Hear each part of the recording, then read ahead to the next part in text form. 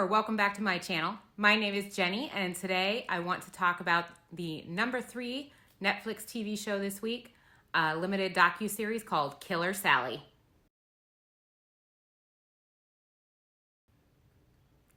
Before we jump into that, I want to tell you about this new book I got and tell you what a big nerd I am. So I'm taking a history class at the local community college for funsies, and we have an assignment to read an American history book and write a book review. I chose, of course, the longest book on the list at 583 pages, Stephen E. Ambrose's book, D-Day. So when the book arrived in the mail, at first my thought was, oh my gosh, what did I sign up for? And my second was, I sincerely can't wait to read this. I want to drop everything that I'm doing and read this book. So I love World War II history, and this is weirdly my favorite time of year to dive in. So tune in to a future episode to hear the verdict. Okay, so back to Killer Sally. So on the surface, this is the story of a woman named Sally McNeil who shot and killed her husband, Ray McNeil, on Valentine's Day, 1995. She claims that he was in the process of beating her and strangling her. She managed to get away from him, ran for their gun, and shot and killed him. Honestly, this doesn't sound like all that unique of a storyline. In fact, it's almost a cliche. So why has this story sprung up to the top 3 on Netflix? I think the #1 reason is that Sally made a living doing bodybuilding wrestling videos, basically of her beating up and strangling men with her legs.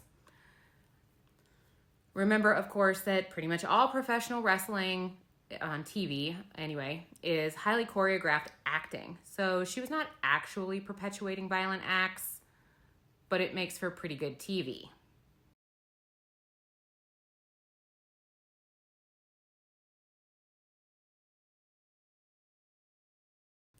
So here we have a woman who competes in bodybuilding. She's a Marine. She makes a living appearing to beat up men for money.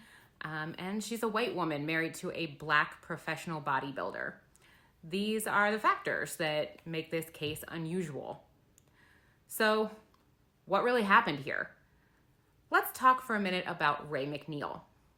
So Ray was an enormous and very strong man. He was known to have beaten Sally in the past, including breaking her nose. He also worked as a bouncer at a club and is known to have blinded a man with his bare hands one night in an altercation. Personally, I keep picturing the fight from Game of Thrones between the Mountain and the Viper. If you know, you know. So at the time of the incident, Ray was taking 5 different steroids, and although many people don't subscribe anymore to the roid rage stereotype, many drugs taken in high doses can cause people to act erratically, including steroids. Ray, who was also known to have multiple affairs, including a long-term affair at the time of the incident, arrived home several hours late for Valentine's Day. Sally was understandably upset about her husband's behavior, was preparing to go to the bars to look for him. Before she can leave, he arrives home and confronts her about why she's getting all dressed up and putting her makeup on. An argument begins. So Sally admits that she was very verbally nasty to him. He responds by physically attacking her. She gets away, gets the gun, and shoots him twice. She calls 911 and admits what she's done. So the show is called Killer Sally. It's not a big spoiler to say that Sally killed her husband. But there are some things I want to talk about with this show that could be considered spoilery. So I want to give you a chance to watch the show before I keep talking. So go watch this 3-episode docuseries. I'll wait here.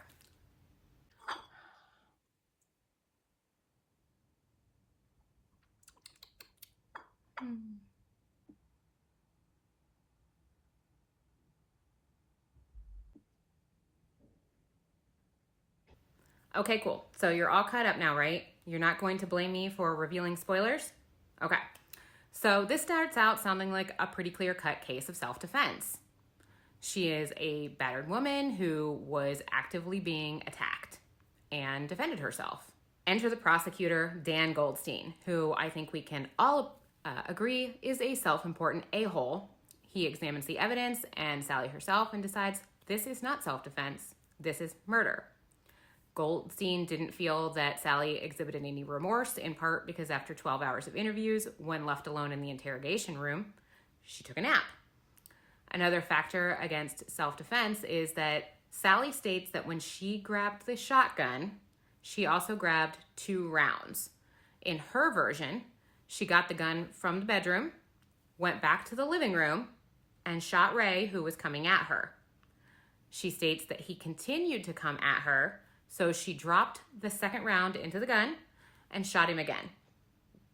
The evidence appears that she shot Ray once in the living room, then went back to the bedroom where she ejected the first round, reloaded the gun, and went back to the living room and shot Ray in the face when he was already on the ground. An ejected shell casing was found in the bedroom to support this, and blood splatter evidence shows that Ray was on the ground for the second shot. So if he was not actively attacking Sally, as she claims, this creates a really challenging question around where self-defense ends and intent/murder begins. If Ray was down after the first shot, is Sally still in imminent danger? It's really easy to sit in our comfy chairs at home, or I can only imagine in a jury box, and say no, she wasn't in danger. Her intent at that point was to kill Ray. Now, add to that evidence that Sally was no shrinking violet. She was a bodybuilder, a quite strong woman for her stature, and an experienced wrestler, even if that was choreographed wrestling. She was also known to have a violent streak, having gotten into altercations with other women who she believed were chasing her husband. She was even banned from competing in bodybuilding for a year because she started a fight at a competition. She was also a trained Marine. So what the defense wanted to show was a diminutive housewife who'd been beaten bloody by her big mean husband. For the prosecution, this was gold. To me, the most offensive idea about this is the idea that a strong woman can't be a battered woman. It's frankly the same mentality that says that men can't be abuse victims. You should be able to defend yourself, therefore you can't really be a victim. Next, they bring in a friend of Ray's who says that Ray was planning on asking Sally for a divorce that night. So instead of self-defense, this was Sally lashing out. If I can't have you, then no one can. At this point, I'd say we have 2 main viewpoints. We have Sally's side of events that no matter what is going to be slightly skewed, especially after 26 years, to benefit herself. We also have the forensic evidence that shows maybe it didn't happen exactly like Sally said. But we also have to add in the testimony of Sally's 2 children, who were in the residence, though not in the room, at the time of the incident. Both children, now in their late 30s, recount the high level of abuse that existed in the home from Ray towards Sally prior to the incident. Sally's daughter testified in the trial and recounted again on the show, hearing Ray choking her mom. And she talks about the horrific and terrifying sound of hearing her mom being choked. I can't ignore that. Did Sally kill her husband? No question she did. Could she have stopped after the first shot? Probably. Does that mean it was her calm, rational intent to kill her husband? Personally, I don't think so. I've seen this type of testimony in many self-defense cases. If a person has been habitually abused and is being actively abused in that moment, can you then ask them to step back and make logical decisions about what they're doing? I don't think you can. I think they're acting on terror and adrenaline. They know this other person has the ability to cause them extreme harm, and maybe it's not a logical decision in that moment. But that doesn't mean their intent is murder. I still think we have a long way to go to understand battered women's syndrome, post-traumatic stress, and abuse. When everyone is calm and safe, it's impossible to put ourselves in that situation. We'll never really know what happened in the apartment that night. Maybe it's a little bit of everything. Fear, rage, steroid abuse, post-traumatic stress, all boiling down to one horrible outcome. To me, it seems like a highly volatile relationship, and no one was acting as they should be. But it wasn't Sally with her hands around Ray's throat. Ultimately, Sally was convicted of second-degree murder and was sentenced to 19 years to life in prison. She was released in the summer of 2020 after serving 25 years. She's reunited with her children and her grandchildren and has also married again. She wants her story to be told for the world to understand her side of things. But in her own words, after 25 years, she's just so happy to be free, she really doesn't care anymore. So let me know if you have seen the show and if you think Sally was guilty of murder or if it was self-defense. Next up for me is the #1 Netflix movie this week, The Good Nurse, a fictionalized account of serial killer nurse Charles Cullen, starring Jessica Chastain and Eddie Redmayne. If you've made it to the end, please remember to like and subscribe to my channel.